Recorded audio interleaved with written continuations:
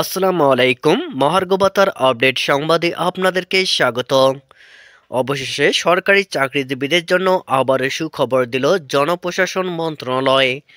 মহার্ঘ ভাতা নিয়ে নতুন তথ্য জানালেন জনপ্রশাসন সচিব।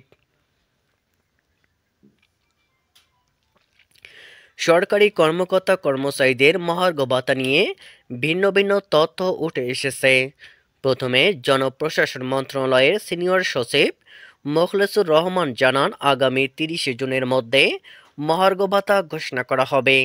তবে তিনি ভাতার পরিমাণ সম্পর্কে কিছু জানাননি। গত 9 জানুয়ারি সচিবালয়ে গণমাধ্যম কর্মীদের এই কথা বলেন তিনি। পরে অবশ্য অর্থ উপদেষ্টা সালেউদ্দিন আহমেদ দেন অন্য তথ্য।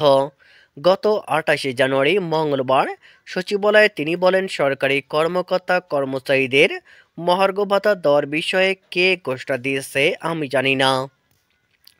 সরকারি চাকরিজীবীরা মহার্ঘ ভাতা পাচ্ছেন কিনা এমন প্রশ্নে অর্থ উপদেষ্টা বলেন, মহার্ঘ ভাতার বিষয়ে এখনও আমরা কোনো সিদ্ধান্ত নেইনি।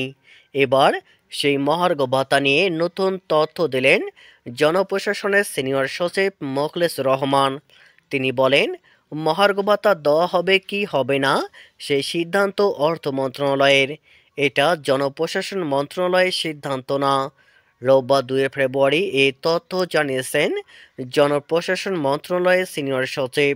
তিনি বলেছেন, অর্থ মন্ত্রণালয় যেটা বলবে সেটা সরকারের কথা, এটার জন্য অপেক্ষা করেন।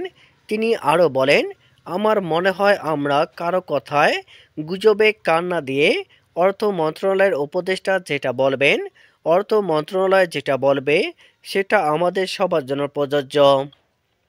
এছাড়া 4 বিভাগকে 4টি প্রদেশে সুপারিশ করেছে জনপ্রশাসন সংস্কার কমিশন।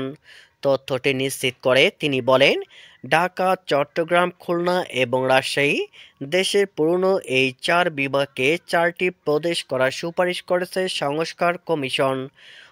মোখলেসুর রহমান জানান, আগামী 5 ফেব্রুয়ারি জনপ্রশাসন সংস্কার কমিশন তাদের সুপারিশ জমা দেবেন প্রধান উপদেষ্টার কাছে।